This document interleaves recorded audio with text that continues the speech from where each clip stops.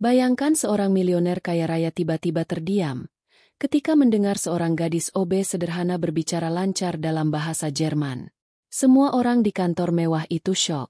Siapa sebenarnya gadis ini? Apa rahasia besar yang ia sembunyikan? Saksikan cerita penuh emosi dan kejutan ini sampai akhir. Karena di penghujung kisah ada kebenaran yang akan mengguncang hati. Jangan lupa tekan tombol like agar kita semua selalu diberi keberkahan dan semoga apa yang kita harapkan dikabulkan oleh Allah yang Maha Kuasa.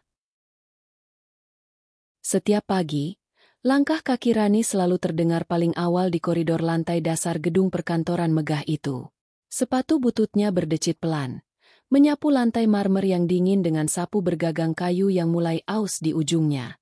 Sementara cahaya matahari masih malu-malu menembus tirai kaca, Rani sudah memulai rutinitasnya, membersihkan toilet, menyeduh air galon, menyusun gelas plastik di atas meja pantry, dan menata sandal toilet yang kadang sengaja dibalik oleh pegawai iseng.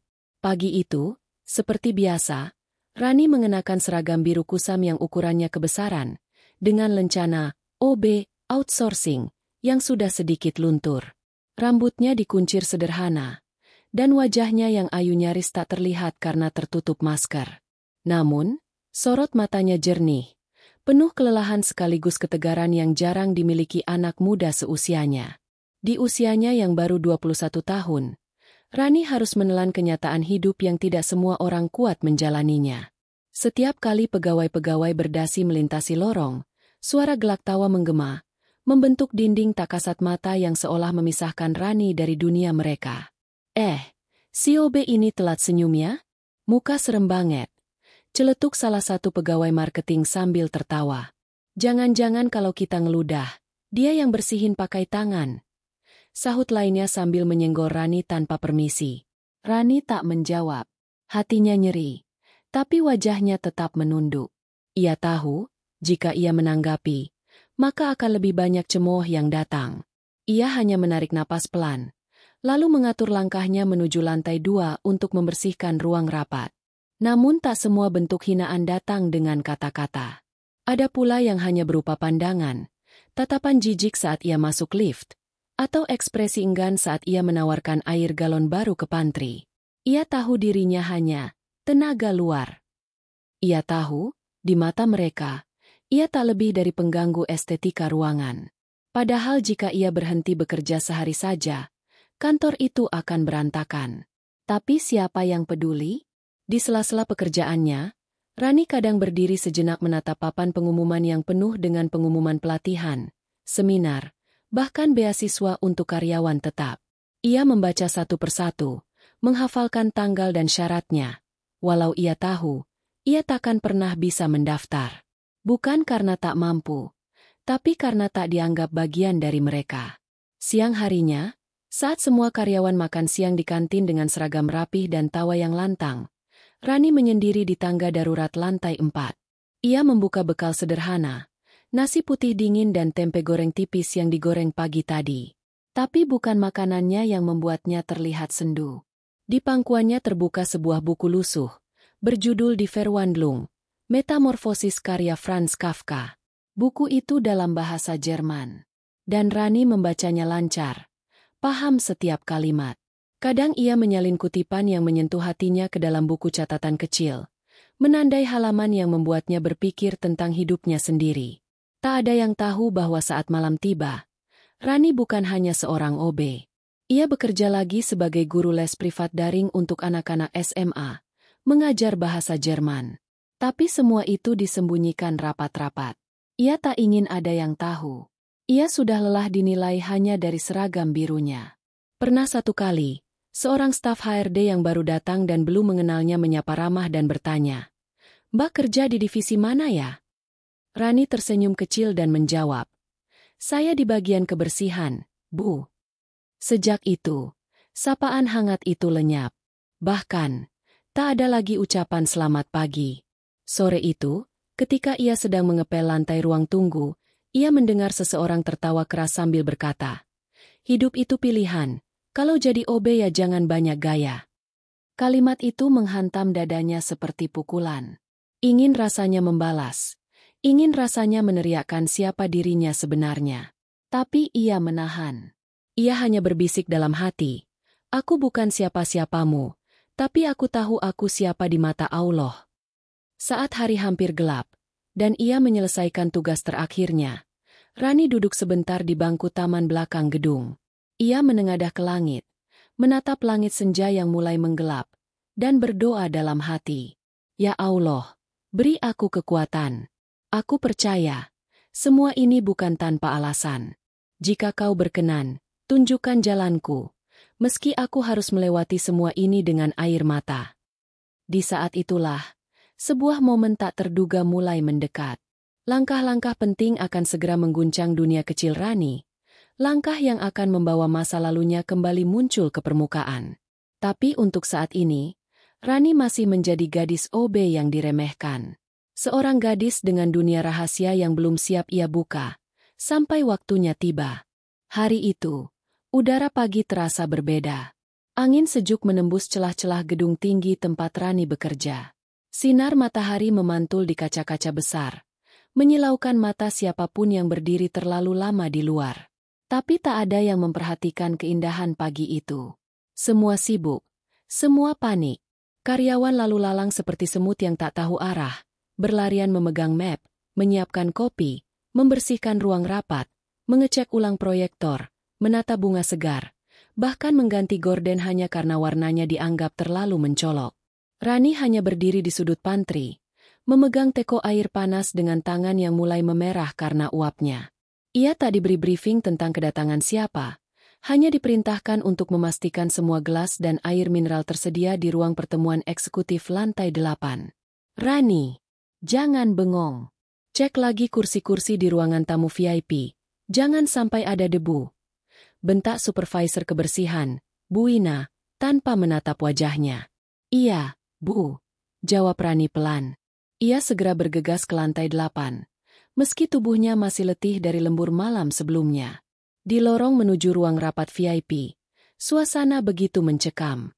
Semua orang terlihat tegang. Beberapa bos besar turun langsung memeriksa kesiapan ruangan. Dari bisik-bisik yang Rani dengar, hari itu akan datang seorang tokoh penting dari Jerman. Seorang milioner, pemilik saham terbesar di perusahaan induk yang berpusat di Frankfurt. Namanya Herr Muller. Ia akan hadir secara langsung, tidak diwakili siapapun. Rani masuk ruangan dengan kepala tertunduk, membawa lap dan semprotan pembersih. Ia membersihkan meja besar dari kaca, menyeka sisa-sisa sidik jari yang mungkin menempel. Ia bahkan merapikan posisi pulpen dan notes di setiap kursi. Semua dilakukan dalam diam, tanpa suara, tanpa disadari oleh siapapun.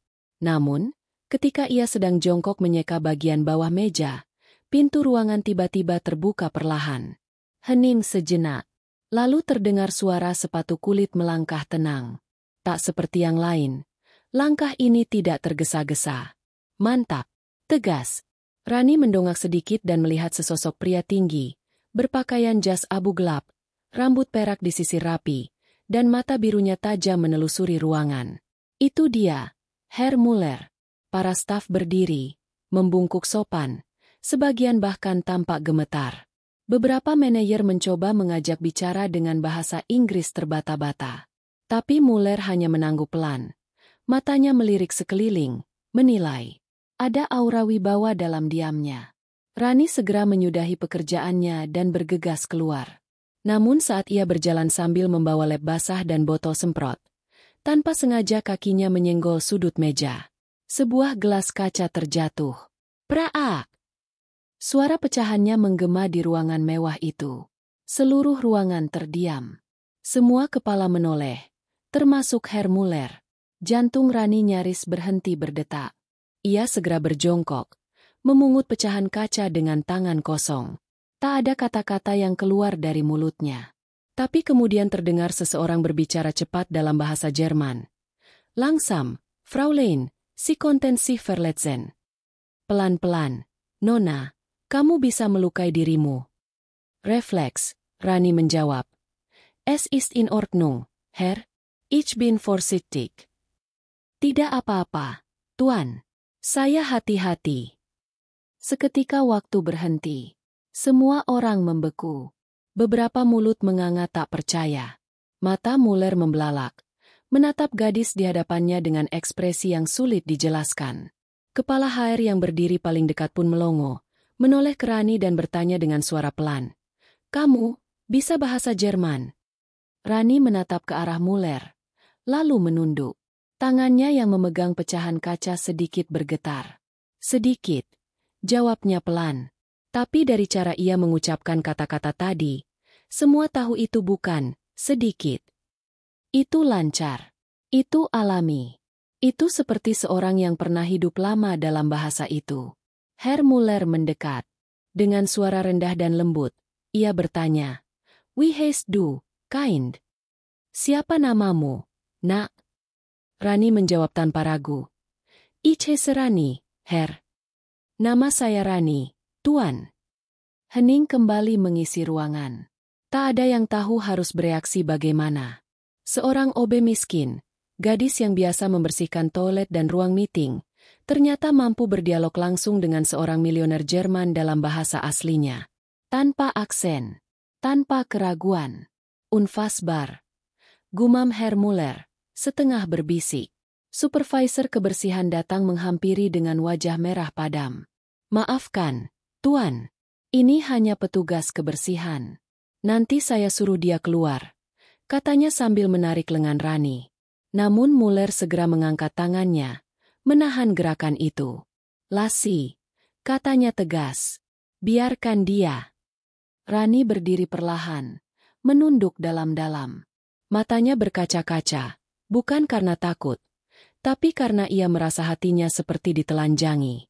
Sebuah rahasia besar yang ia jaga selama ini, kini mulai terkuak. Ia tak pernah berniat pamer. Tapi semesta tampaknya punya cara sendiri untuk membuka pintu yang selama ini ia kunci rapat. Dan pada saat semua orang masih diliputi kebingungan dan tanya, Rani berbalik pelan, mengambil lapnya, dan keluar dari ruangan tanpa berkata-kata lagi. Tapi langkah kakinya kini terasa berbeda. Seperti ada beban lama yang jatuh, dan ada badai besar yang mulai bergerak perlahan dari kejauhan. Suasana kantor berubah drastis pasca kejadian di ruang rapat lantai 8.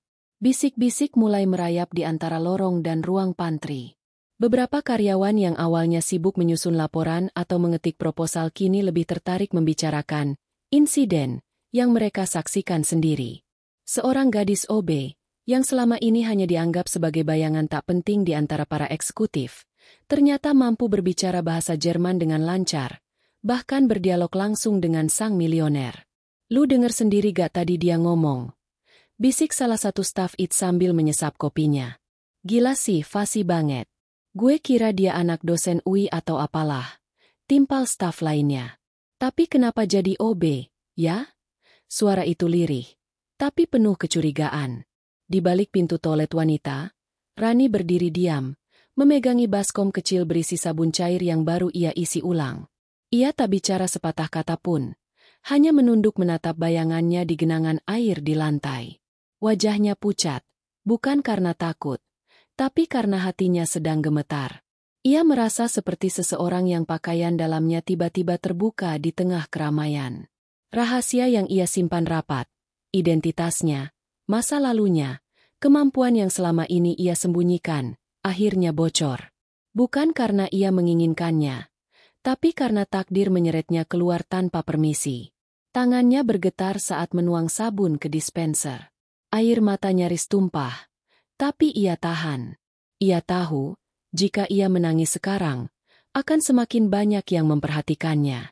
Dan itu yang paling ia hindari. Beberapa karyawan mulai bertingkah berbeda. Yang biasanya hanya melengos kini melirik diam-diam. Yang dulu mencibir, kini mendadak berhati-hati.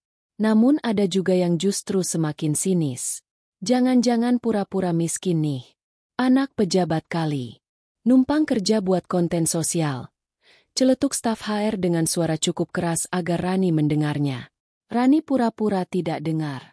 Tapi dadanya ngilu. Kalimat itu seperti pisau yang mengoyak bekas luka lama yang belum benar-benar sembuh. Sore harinya, suasana semakin tidak nyaman. Beberapa supervisor dipanggil satu persatu ke ruang direksi. Tak ada yang tahu apa yang dibicarakan, Tapi semua yakin bahwa pembicaraan hari itu tak lepas dari nama Rani.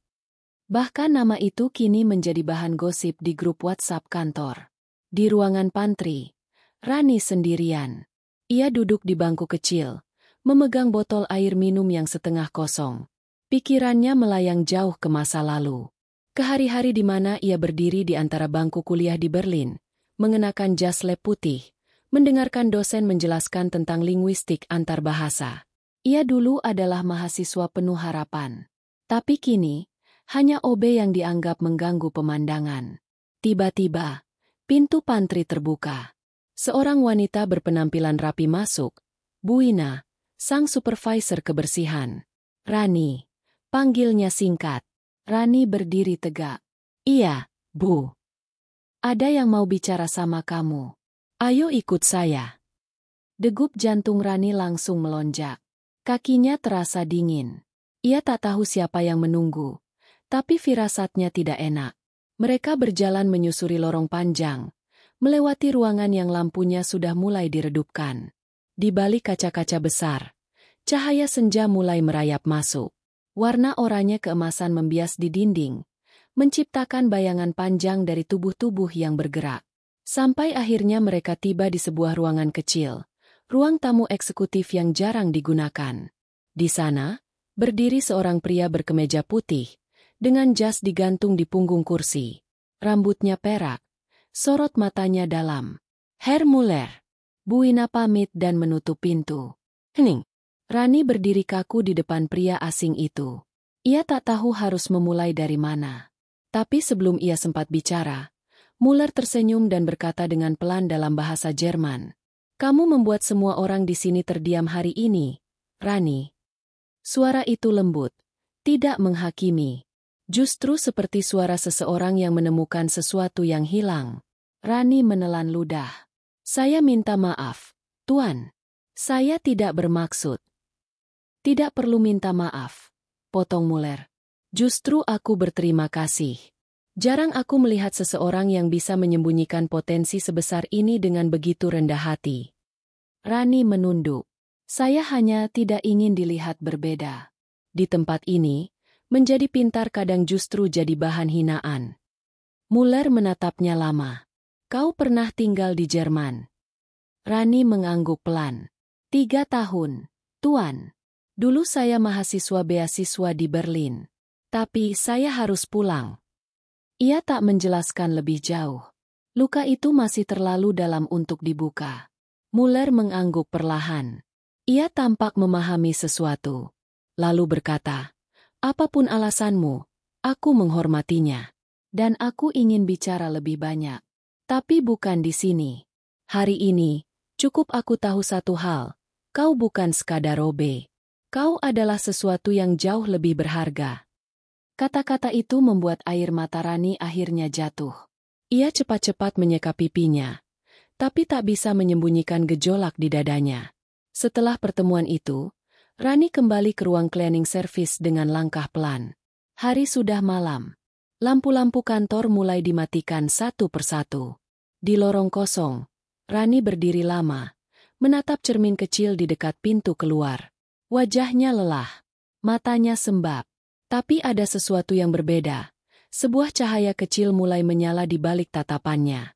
Ia tahu, dunia tidak akan sama lagi setelah hari ini. Ia tahu, pintu yang lama ia tutup kini telah retak. Dan tak lama lagi akan terbuka sepenuhnya. Keesokan harinya, suasana kantor sudah berubah. Bukan dalam bentuk nyata seperti kursi baru atau warna cat tembok, melainkan aura yang menggantung di udara, sebuah campuran antara rasa penasaran, kecurigaan, dan kegelisahan yang menyelinap di antara napas-napas karyawan. Rani, yang biasanya menjadi sosok transparan di ruangan, kini jadi pusat perhatian yang tak diinginkan. Tatapan-tatapan yang dulu menghina, kini berubah menjadi lirikan mencurigakan. Beberapa karyawan mulai berlagak sok akrab, sekadar basa-basi. Tapi sorot mata mereka tak bisa menipu. Mereka ingin tahu. Mereka ingin menggali. Mereka ingin membongkar siapa sebenarnya gadis berseragam biru itu. Di lorong pantry, Rani menunduk sambil menyeka tumpahan kopi. Ia bisa merasakan dua pasang mata yang terus mengawasinya dari meja depan. Mereka bisik-bisik, lalu terkikik. Satu dari mereka sengaja menjatuhkan sendok dan berkata cukup keras. Kalau bisa bahasa Jerman, mestinya bisa tangkap sendok terbang, ya. Rani diam. Hatinya menegang. Tapi ia tetap tersenyum sopan. Tak ada yang tahu, di balik senyum itu, jiwanya sedang remuk redam menahan gejolak. Ia ingin marah, ingin menjerit. Tapi buat apa? Dunia tak akan memihak hanya karena seseorang berkata benar. Tengah hari, telepon ruang cleaning service berdering. Rani yang sedang melipat lap bersih mengangkatnya. Suara yang keluar sangat pelan namun tegas. Miss Rani, Herr Muller ingin bicara empat mata. Sekarang. Nada itu tak mengandung emosi, tapi cukup untuk membuat jantung Rani berdetak 3 kali lebih cepat. Ia mengenakan jaket lusuhnya, merapikan rambut, dan berjalan menuju ruang tamu eksekutif. Sepanjang koridor, ia menunduk, tak ingin menambah keributan. Tapi bisik-bisik tetap mengikuti langkahnya. Pintu ruangan dibuka seorang asisten. Rani masuk perlahan dan melihat Herr Muller duduk di dekat jendela besar, membelakangi cahaya. Siluet tubuhnya tampak tenang, kontras dengan kepanikan yang menguar dari seluruh kantor sejak kemarin. Di tangan kirinya ada secangkir teh hangat, sementara tangan kanan memegang dokumen yang tampaknya tak ia baca sama sekali. Silakan duduk, Fraulein Rani, ucapnya dalam bahasa Indonesia yang kaku, dengan logat Jerman yang kental. Rani duduk perlahan. Kedua tangannya diletakkan rapi di pangkuan, seperti anak kecil yang tahu diri berada di hadapan orang besar. Aku tidak ingin mempermalukanmu di depan orang banyak, lanjut Muller, kali ini kembali ke bahasa Jerman. Tapi aku juga tak bisa mengabaikan hal ini begitu saja. Kamu bisa menjelaskannya kepadaku, bukan? Pertanyaan itu terdengar lembut, namun mengandung tekanan batin yang luar biasa. Rani menarik napas panjang, lalu mulai bercerita. Tapi bukan dari awal yang lengkap. Hanya sebagian. Hanya potongan. Cukup untuk memberi pemahaman, tanpa membuka luka terdalamnya. Ayah saya dulu bekerja di kedutaan besar. Saya ikut beliau tinggal di Berlin. Saya sekolah, bahkan mendapat beasiswa penuh karena nilai akademik saya tinggi. Tapi setelah ayah meninggal dunia secara tiba-tiba, semuanya berubah. Kami dipulangkan ke Indonesia. Tak ada tabungan, tak ada warisan. Hanya utang, dan seorang ibu yang jatuh sakit karena depresi. Suara Rani bergetar. Ia menahan air mata, tapi tetap melanjutkan. Saya mencoba bertahan. Mencari kerja apa saja. Saya kirim lamaran ke sekolah-sekolah. Tapi ijazah luar negeri malah jadi bahan curiga. Mereka pikir saya penipu. Sampai akhirnya, satu-satunya pekerjaan yang bisa saya dapatkan adalah ini. Herr Muller terdiam lama. Matanya yang dingin mulai menghangat. Ia menatap gadis di hadapannya seakan sedang membaca buku tua yang isinya sudah lama hilang dari dunia. Dan kamu tidak bilang pada siapapun? Tanyanya. Rani menggeleng. Saya tidak ingin dikasihani. Saya hanya ingin hidup tenang. Saya hanya ingin bekerja, mengurus ibu saya, dan menjaga sisa-sisa harga diri saya yang masih bisa saya peluk erat. Hening kembali menggantung di antara mereka. Suara detik jam di dinding terdengar begitu nyaring. Kemudian, Muller berkata pelan. Saya mengenal seseorang yang dulu sangat mirip denganmu. Ia juga menyembunyikan ilmunya. Menjadi pelayan restoran, padahal ia lulusan universitas teknik terbaik di Jerman. Tapi hari ini, dia menjadi salah satu arsitek teknologi terbesar di Eropa. Rani hanya menatap kosong ke lantai. Ia tak tahu apa maksud dari cerita itu. Tapi ia menangkap isyarat di baliknya. Kalau kau diberi kesempatan lagi, lanjut Muller sambil menatap lurus ke matanya. Apa yang akan kau lakukan? Rani tidak menjawab. Tenggorokannya tercekat. Tapi dalam hatinya, ia mendengar satu suara yang sudah lama tak berani ia dengar. Bangkit. Pertemuan itu hanya berlangsung 15 menit. Tapi bagi Rani, rasanya seperti perjalanan pulang dari masa lalu yang ia kubur dalam. Saat ia melangkah keluar ruangan, udara terasa lebih berat. Ia belum tahu apa yang akan terjadi. Tapi satu hal pasti, sesuatu sedang bergerak dalam hidupnya. Sesuatu yang tidak bisa ia hentikan lagi. Di ruang cleaning service, ia kembali memegang pel lantai. Tapi kali ini, tangannya menggenggam lebih kuat. Matanya menatap lebih tajam.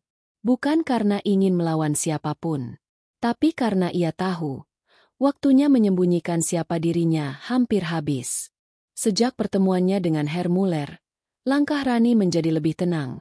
Tapi sorot mata orang-orang di sekelilingnya justru makin liar. Mereka tidak tahu apa yang dibicarakan di dalam ruang eksekutif sore itu.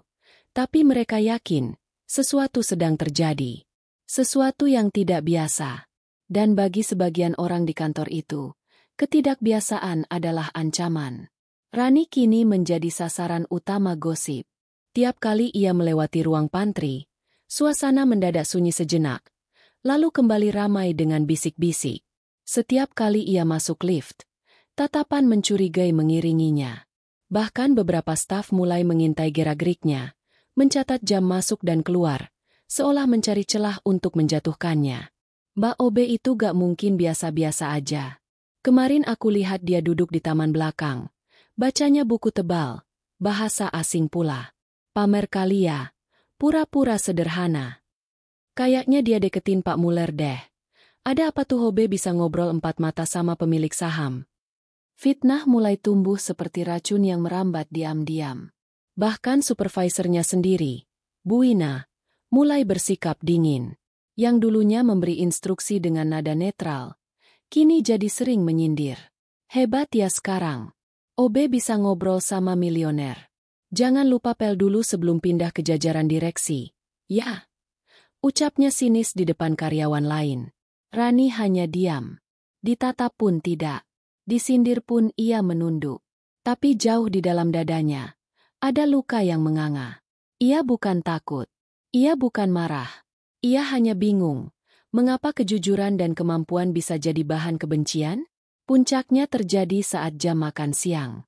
Di ruang kantin, saat sebagian besar karyawan makan dengan riang, tiba-tiba suara ketu seorang staf HR bernama Indra terdengar keras. Hati-hati loh. Jangan-jangan dia penyusup. Gak mungkin Obe bisa bahasa Jerman kecuali dia punya maksud tertentu. Semua yang ada di ruangan tertawa. Beberapa pura-pura tidak dengar. Tapi hampir semua ikut menikmati. Rani yang baru saja hendak mengambil air putih, membeku di tempat. Tangannya gemetar. Air di gelasnya tumpah sedikit ke baju. Tapi ia tak bergerak. Hanya matanya yang menatap lantai. Kosong. Ia berjalan pelan keluar dari kantin, menahan air mata yang menggenang. Tapi sesampainya di toilet lantai 3, air mata itu pecah. Tangisnya tertahan, nyaris tanpa suara, hanya bahunya yang terguncang pelan. Ya Allah, bisiknya pelan, menatap cermin di hadapannya. Aku tak ingin sombong, aku tak ingin tinggi hati. Tapi kenapa mereka menuduhku seperti ini? Aku hanya ingin bekerja dengan tenang. Air matanya terus jatuh, tapi ia cepat-cepat menyekanya. Ia tahu, menangis terlalu lama hanya akan membuatnya terlihat lemah. Dan di dunia seperti ini, kelemahan adalah sasaran empuk. Hari itu, selepas istirahat, ia dipanggil ke ruangan HRD. Di dalam, ada 3 orang, kepala HR, supervisor kebersihan, dan Indra, si penyebar gosip itu. Di atas meja tergeletak map biru berisi laporan. Rani, ucap kepala HR. Kami mendapat laporan bahwa kamu menyalahgunakan akses ruang kerja. Katanya kamu sering berada di area yang bukan tugasmu. Bisa dijelaskan? Rani terkejut. Saya hanya membersihkan sesuai arahan. Pak, kadang saya harus ke lantai 4 atau 8 untuk memastikan ruangan meeting bersih sebelum digunakan. Tapi kamu berbicara dengan tamu perusahaan tanpa izin, bukan? Potong Indra cepat. Saya tidak bermaksud. Kami punya CCTV. Dan beberapa karyawan mengaku melihatmu terlalu sering mendekati ruangan-ruangan penting. Bahkan katanya kamu mengintip dokumen. Tambahnya lagi dengan nada memojokkan. Rani merasa tenggorokannya tercekat. Semua itu fitnah. Tapi siapa yang akan percaya OB biasa? Bu Ina hanya duduk diam, tak membela, tak juga menyalahkan. Tapi sikapnya seperti sedang menonton tontonan yang ia nikmati. Rani berusaha menjelaskan. Aku tidak pernah menyentuh dokumen apapun. Aku hanya bicara karena Tuan Muller yang menyapa lebih dulu. Aku tidak pernah bermaksud. Tolong jangan potong, ucap kepala HR dengan nada tajam. Kami akan mengadakan investigasi internal. Untuk sementara, kamu tetap bekerja, tapi semua interaksi dengan tamu perusahaan harus di-stop. Dan kamu tidak boleh naik ke lantai 5 ke atas tanpa izin tertulis. Rani mengangguk pelan. Tapi dalam hati, ia tahu, keadilan di tempat seperti ini bukan ditentukan oleh kebenaran, tapi oleh kekuasaan dan prasangka. Sepulang kerja, malam itu ia menyusuri gang sempit menuju rumah kontrakannya.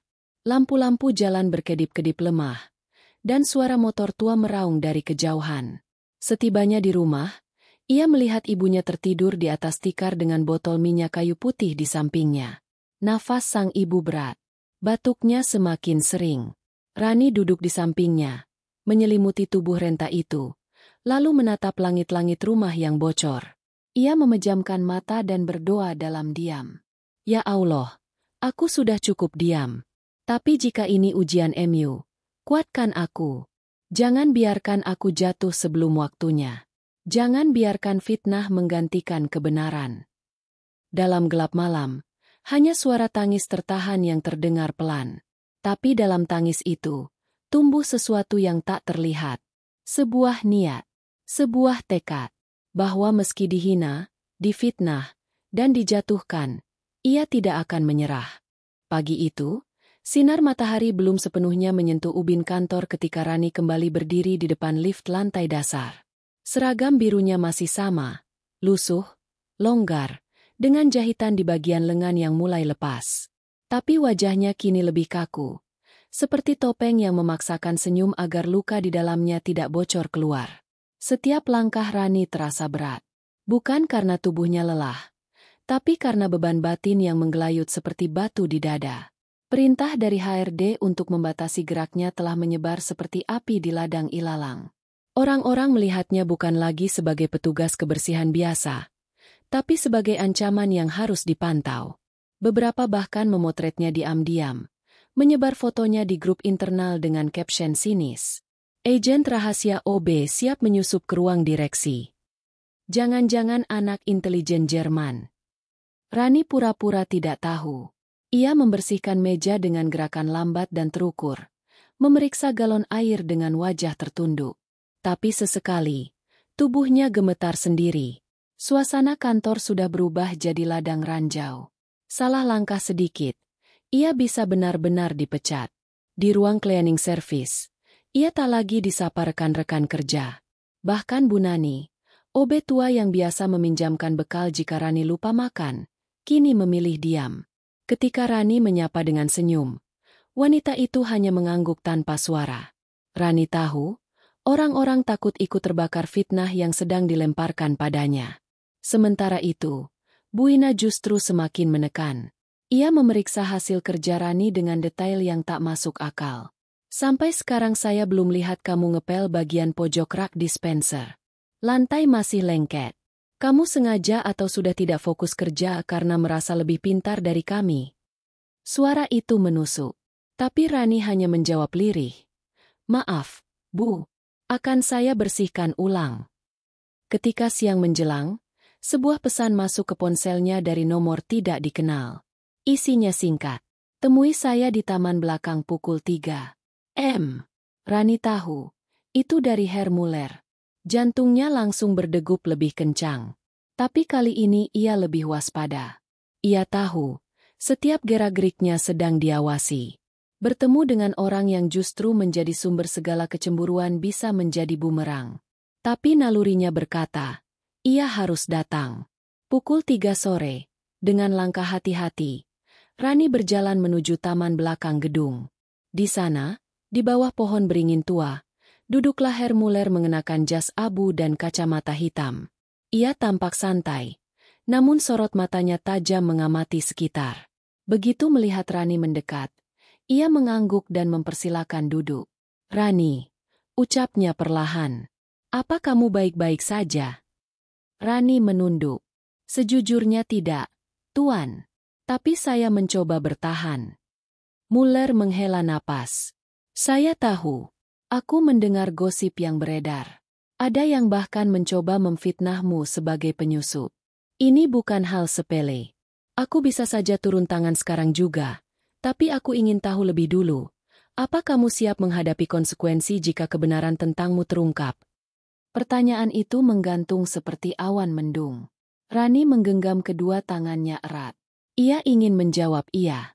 Tapi hatinya takut. Takut akan apa yang akan berubah jika semua orang tahu siapa dia sebenarnya. Aku belum yakin. Jawabnya pelan. Muller menatap tajam. Kau punya dua pilihan, Rani. Diam dan bertahan dalam kesalahpahaman ini, atau berdiri dan membiarkan dunia melihat siapa dirimu sebenarnya. Kalau saya berdiri, apakah mereka akan menerima saya, Tuan? Tidak semua, jawab Muller jujur. Tapi kamu tidak hidup untuk diterima semua orang. Kau hidup untuk menjalankan takdirmu. Rani terdiam. Ucapan itu mengendap dalam dadanya seperti bara kecil yang mulai menyala. Pertemuan itu berlangsung singkat, tapi cukup untuk membuat semangat yang nyaris padam dalam dirinya kembali berpendar, meski samar. Namun ujian belum berhenti. Sore itu, saat Rani kembali ke ruang cleaning service, ia melihat lacinya terbuka. Isinya berantakan. Buku catatan yang biasa ia simpan di situ hilang. Ia mencari ke seluruh sudut ruangan, tapi tak ada. Dalam panik, ia bertanya ke rekan OB lainnya, tapi semua mengangkat bahu. Bahkan Bu Ina mengatakan ketus. Laci kamu bukan hak milik pribadi. Kalau ada yang ambil, ya salah sendiri. Rani tahu buku itu bukan sembarang catatan.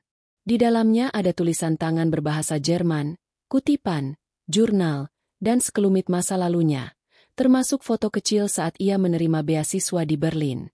Jika buku itu jatuh ke tangan yang salah, bukan hanya reputasinya yang hancur, rahasia hidupnya pun bisa dipelintir menjadi senjata. Benar saja. Saat malam mulai turun dan semua pulang kerja, sebuah unggahan muncul di grup kantor. Foto halaman buku catatan Rani terpampang jelas. Di situ terlihat tulisan tangan dalam bahasa asing, dengan caption, "Gadis OB atau agen asing? Siapakah dia sebenarnya?" Tawa virtual meledak di kolom komentar. Rani yang membacanya dari pojok kamarnya, hanya bisa menatap layar ponsel dengan tangan gemetar. Hatinya seperti diremas. Mulutnya kering. Ia ingin berteriak, ingin menuntut keadilan, tapi suaranya tak keluar. Malam itu, di hadapan ibunya yang tertidur dengan batuk yang tak kunjung reda, Rani bersujud. Air matanya jatuh deras di atas sajadah kecil yang sudah usang. Ya Allah, jika ini caramu membuka jalanku, maka aku pasrah. Tapi jika ini adalah ujian, jangan engkau tinggalkan aku sendiri. Aku lelah, aku hancur. Tapi aku percaya, engkau tidak akan membiarkan hamba MU berjalan tanpa tujuan. Tangisnya mengalir lama. Tak ada yang mendengar. Tak ada yang menghibur. Tapi di dalam tangis itu, lahirlah satu hal yang belum pernah benar-benar tumbuh. Keberanian. Sehari setelah insiden penyebaran catatan pribadinya ke grup kantor, Rani datang lebih awal dari biasanya. Langit bahkan belum sepenuhnya terang. Kabut tipis menyelimuti halaman gedung, dan embun masih menempel di daun-daun palem yang berjajar di sisi pintu masuk. Namun Rani melangkah dengan mata yang tak lagi sembab, dan langkah yang tak lagi gemetar. Ia sudah cukup menangis semalam, cukup bersembunyi, dan cukup diam untuk waktu yang terlalu panjang. Saat waktu menunjukkan pukul 9, satu pengumuman penting dikirim ke email seluruh divisi. Mohon seluruh karyawan menghadiri briefing mendadak di auditorium lantai 5. Hadir tepat waktu. Tak ada penjelasan lain. Semua orang bertanya-tanya. Gosip berkembang cepat.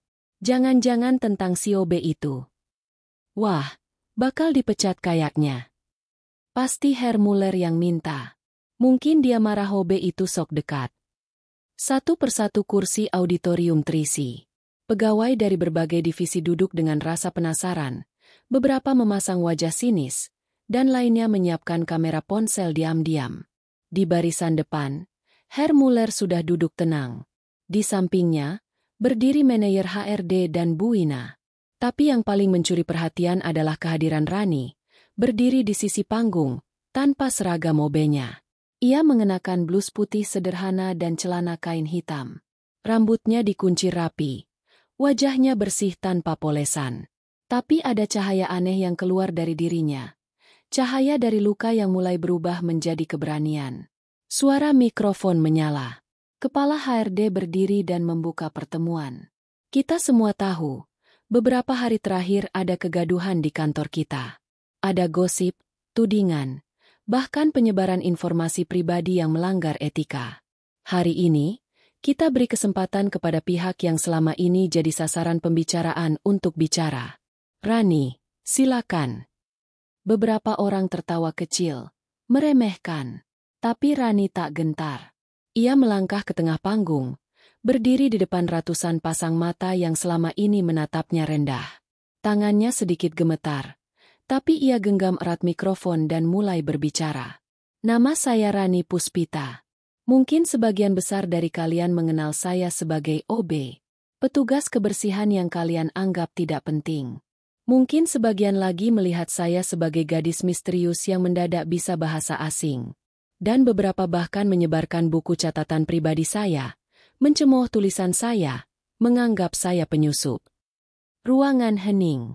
Tak ada suara. Tak ada gerakan. Rani menarik napas dalam. Saya tidak akan membela diri dengan kemarahan. Saya tidak akan mengemis pembelaan dari kalian. Tapi hari ini, saya ingin jujur. Bukan untuk mengangkat nama saya, tapi untuk menurunkan beban yang sudah terlalu lama saya pikul sendirian. Ia membuka sebuah map kecil yang dibawanya. Di dalamnya, beberapa dokumen, ijazah, sertifikat beasiswa, surat kelulusan. Saya pernah menjadi mahasiswa linguistik di Universitas Humboldt, Berlin. Saya mendapat beasiswa penuh karena saya lulus SMA dengan nilai tertinggi tingkat provinsi. Tapi 2 bulan sebelum saya lulus kuliah, ayah saya, seorang staf lokal di KBRI Berlin, meninggal dunia karena kecelakaan kerja. Ibu saya jatuh sakit. Saya harus pulang. Dan ketika kembali ke Indonesia, semua pintu seakan tertutup.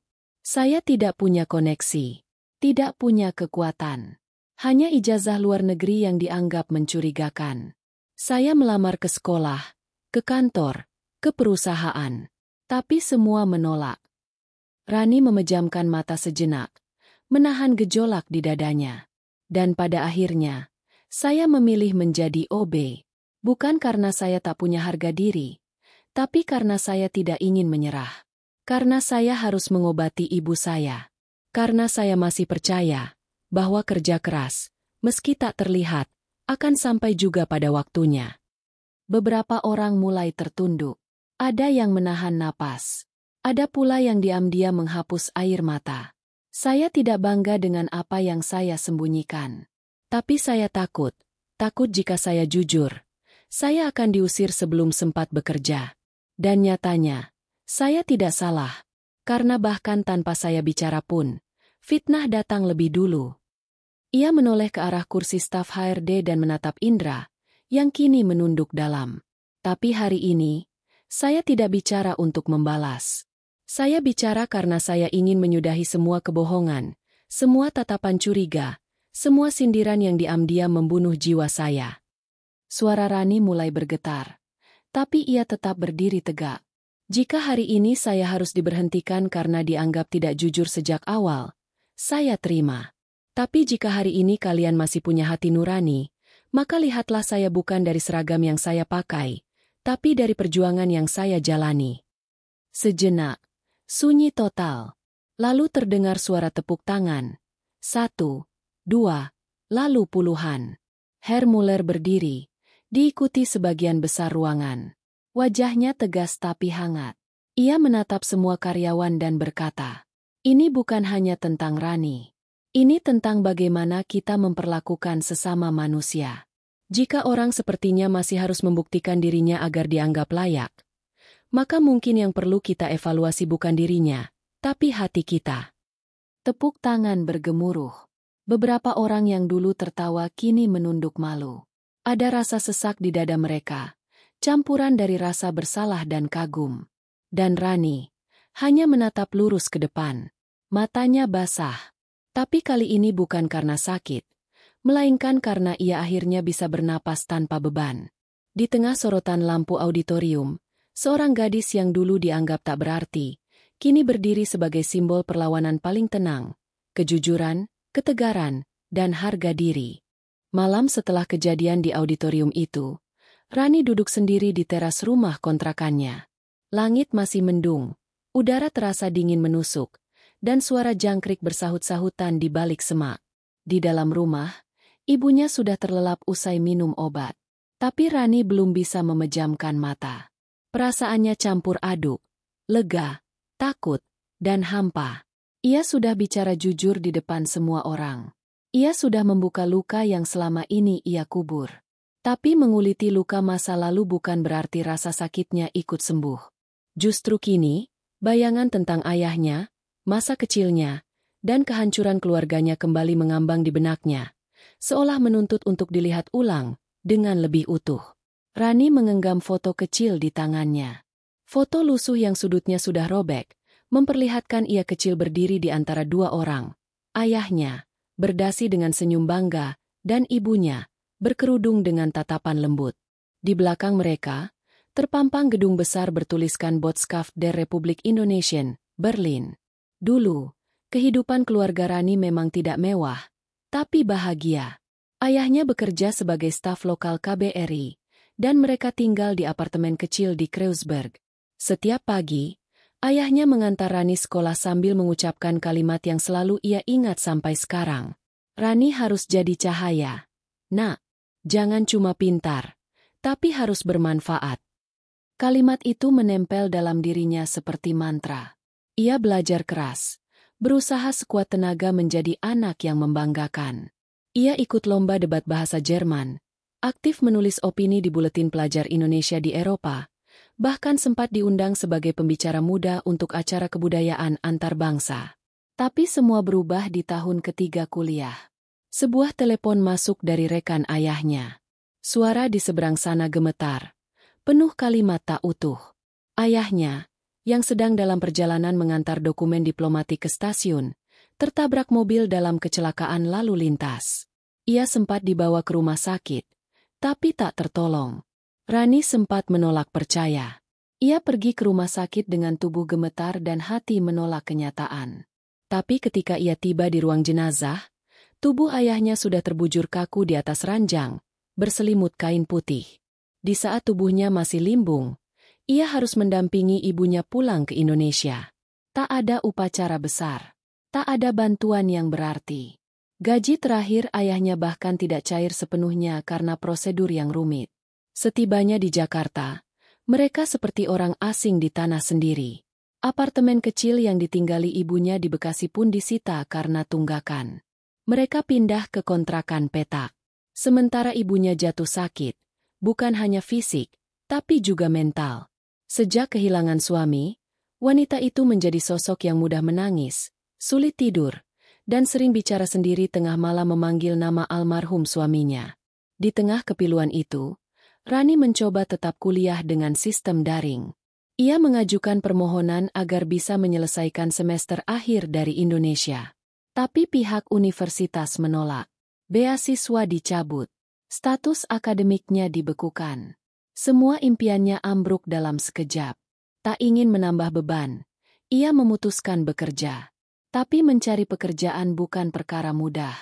Ia sempat melamar menjadi guru les di sekolah internasional. Tapi begitu HRD melihat alamat rumahnya di KTP dan status pekerjaannya terakhir sebagai mahasiswa dropout, ia ditolak. Ia melamar menjadi admin kantor. Tapi pertanyaan, kenapa kamu pernah kuliah di Jerman tapi sekarang lamar jadi staf biasa? Selalu menjadi jebakan. Hingga akhirnya ia menyerah. Bukan pada hidup, tapi pada ekspektasi. Ia memilih menjadi OB di perusahaan outsourcing, karena hanya itu yang tak bertanya soal ijazah atau masa lalu. Bulan-bulan pertama terasa seperti hukuman. Setiap sapu yang ia genggam terasa seperti pengingat bahwa dulu ia hampir jadi sarjana cum laude. Dan kini hanya jadi penghapus jejak sepatu orang lain. Yang paling menyakitkan bukan pekerjaannya, tapi cara orang memperlakukannya. Mereka bicara kasar, melempar barang seenaknya. Bahkan ada yang pernah meminta Rani mengelap muntahan di lantai tanpa sarung tangan hanya karena OB kan tugasnya bersihin apa aja. Tapi ia bertahan. Demi ibu, demi warisan nilai dari ayahnya.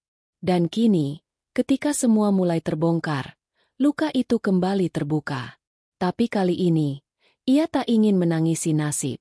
Ia ingin berdiri dan berjalan maju. Malam itu, ia menyalakan lampu kecil di sudut kamar. Membuka catatannya yang baru. Ia mulai menulis ulang semua yang pernah ia pelajari. Ia menyalin ulang kutipan-kutipan dari Kafka, Nietzsche, dan bahkan B.J. Habibie, tokoh yang dulu menjadi inspirasinya saat kuliah. Lalu, di halaman kosong paling depan, ia tulis satu kalimat besar. Hidup tidak selalu adil, tapi Allah selalu adil. Saat subuh tiba, Rani selesai menulis. Ia menatap jendela, melihat langit mulai memudar dari hitam ke abu-abu. Udara pagi menyapa lewat celah genteng bocor. Ia tahu, hari baru akan datang dengan tantangan baru. Tapi untuk pertama kalinya dalam waktu lama, ia menyambut pagi bukan dengan takut, tapi dengan hati yang siap. Hari itu, awan mendung menggantung di atas gedung kantor seperti pertanda sesuatu akan pecah. Udara terasa berat, dan seisi ruangan diliputi ketegangan yang tidak biasa. Sejak kejadian Rani berdiri di atas panggung auditorium, situasi menjadi kacau balau. Beberapa atasan sibuk membela diri, banyak yang merasa malu karena ikut menyebar fitnah, tapi lebih banyak lagi yang diam-diam mulai mempertanyakan, siapa sebenarnya Rani? Namun satu orang yang sejak awal tak pernah mengalihkan perhatiannya dari gadis itu, Herr Muller, hari ini meminta sesuatu yang mengejutkan. Semua kepala divisi diminta hadir dalam pertemuan khusus di ruang rapat utama lantai 8. Bahkan direktur utama, yang biasanya enggan turun langsung, diminta hadir. Kabar itu menyebar cepat seperti ledakan. Tapi yang lebih mengejutkan, Rani juga diundang hadir. Bukan sebagai OB, tapi sebagai tamu undangan. Pukul 2 siang, ruang rapat besar itu terisi penuh. Kursi-kursi direksi disusun rapi, air mineral premium disediakan di setiap meja, dan pendingin ruangan diatur pada suhu yang lebih hangat dari biasanya.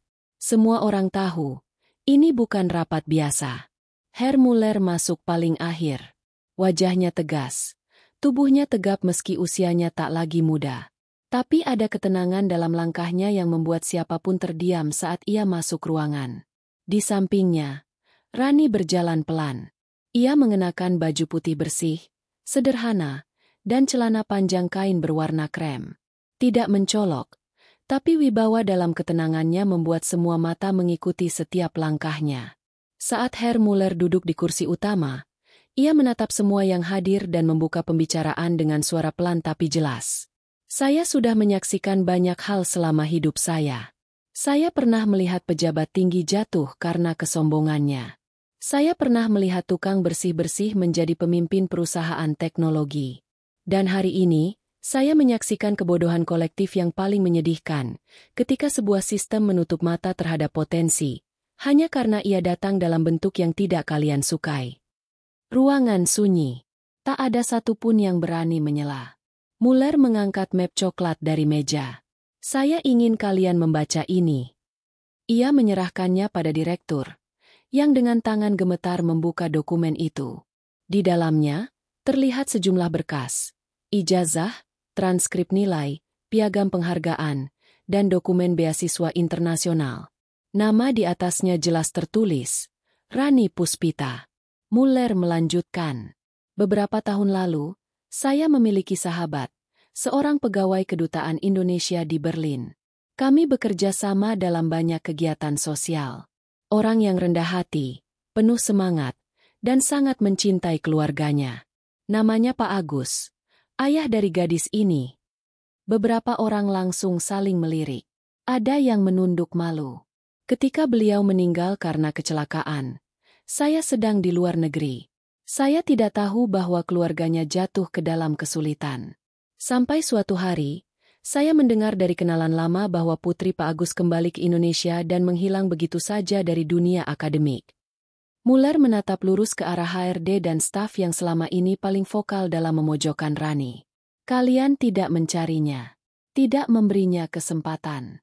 Bahkan setelah melihat potensi luar biasa yang ia miliki, kalian lebih memilih mencurigainya.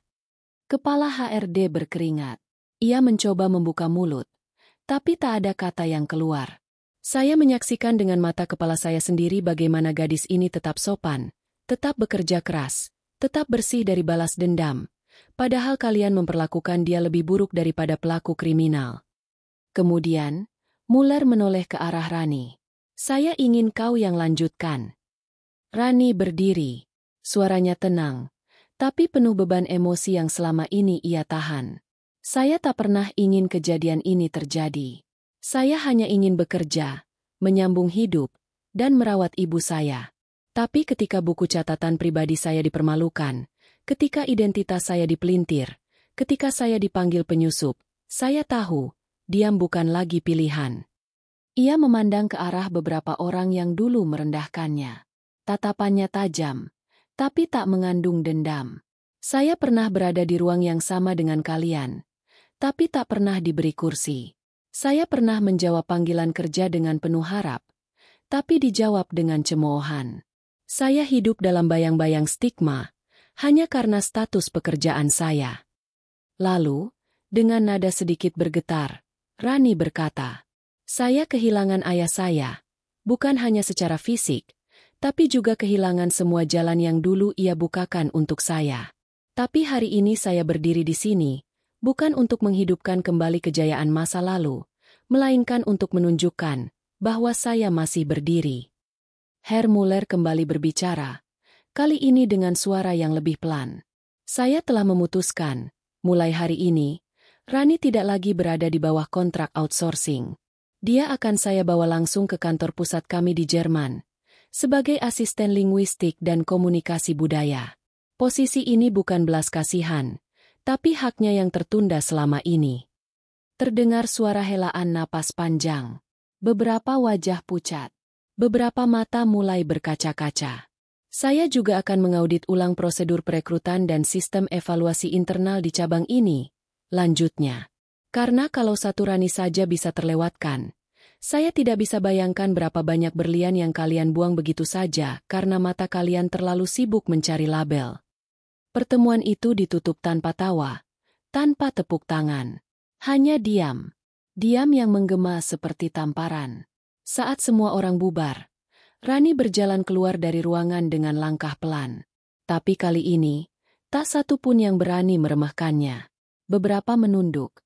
Yang lain sekadar memberi anggukan hormat. Namun tak ada yang tahu, saat ia sampai di toilet wanita lantai 2, Rani mengunci pintu, duduk di kloset yang tertutup, dan menangis dalam-dalam. Bukan karena lemah, tapi karena akhirnya, kebenaran yang ia pendam selama ini bisa keluar tanpa harus melukai siapapun. Ia menatap cermin kecil di atas wastafel, dengan mata sembab tapi sorot penuh harap.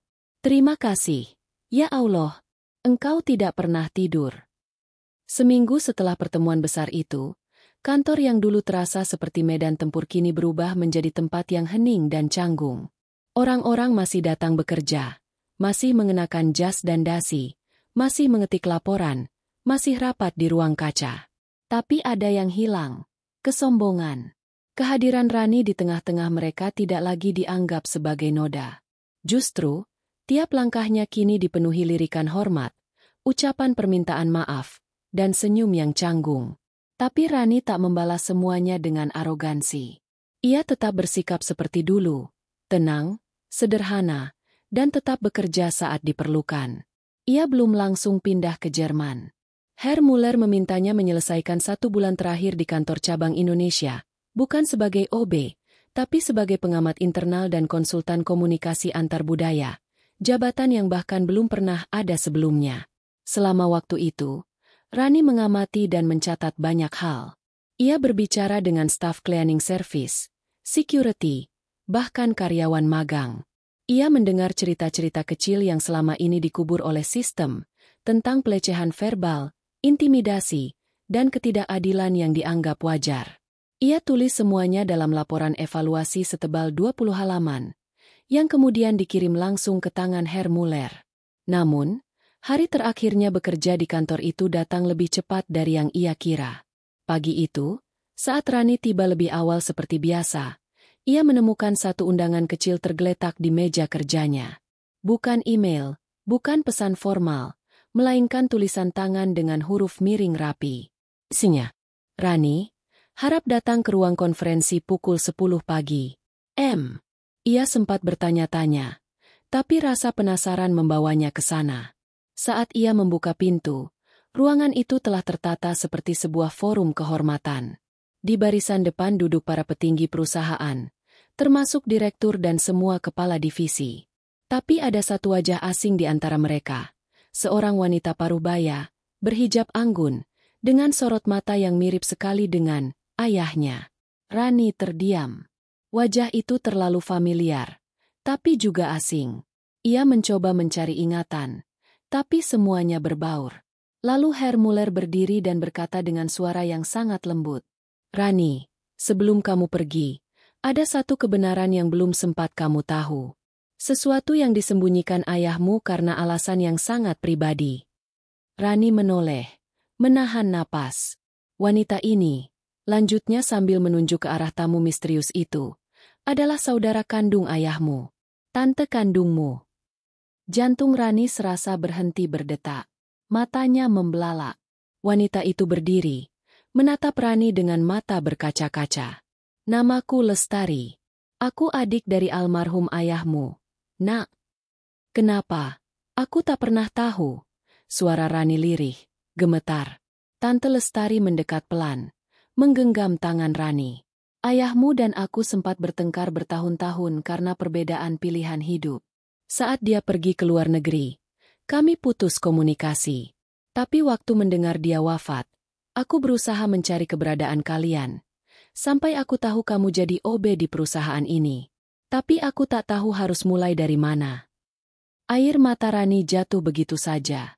Tubuhnya limbung. Ia tak pernah tahu bahwa ia masih memiliki darah keluarga yang masih hidup, yang selama ini mencarinya diam-diam. Ia sempat merasa seperti yatim piatu, kehilangan segalanya. Tapi kini, hidup seperti membuka lembaran yang tak pernah ia sangka masih ada. Namun kejutan belum berhenti. Herr Muller kemudian berkata, "Ada satu lagi hal yang harus kamu tahu, Rani. Aku tidak sekadar sahabat ayahmu. Dulu, kami pernah menyusun program pendidikan bersama di Berlin. Dan, aku tahu betul siapa kamu. Aku tahu kamu lebih dari yang kamu kira." Semua mata tertuju padanya. Dulu saat ayahmu masih hidup, ia ingin kamu menjadi jembatan antara Indonesia dan Jerman. Ia ingin kamu memimpin program yang menghubungkan pelajar-pelajar muda dari negara berkembang untuk belajar di Eropa. Dan aku bersumpah pada waktu itu, bahwa bila suatu hari dia tak bisa menyelesaikannya, aku akan mencari anaknya dan memastikan mimpinya tidak mati. Herr Muller menatap mata Rani dalam-dalam. "Kamu bukan hanya gadis OB yang bisa bahasa Jerman. Kamu adalah pewaris dari mimpi besar itu. Dan hari ini, aku ingin mengumumkan, kamu akan menjadi duta program Intercultural Youth Bridge, perwakilan Asia pertama yang akan memimpin proyek ini langsung dari kantor pusat kami." Ruangan sunyi. Beberapa orang ternganga. Tak percaya. Ada yang mulai menangis. Tapi semua tatapan kini hanya tertuju pada satu sosok. Rani, gadis sederhana yang dulu dipandang sebelah mata, kini menjadi simbol kebangkitan yang paling menggetarkan. Rani menutup mulutnya. Tubuhnya gemetar hebat. Ia tak pernah membayangkan hidupnya akan berubah seperti ini. Semua rasa sakit, semua kehinaan, semua luka yang dulu ia telan diam-diam, hari ini dibayar dengan cara yang tak pernah ia minta, tapi sangat pantas ia terima. Ia menatap ke langit-langit ruangan. Matanya berkaca. "Ya Allah, ini bukan karena aku hebat. Ini karena Engkau tak pernah membiarkanku tenggelam." Dan di hadapan semua orang, Rani tersenyum.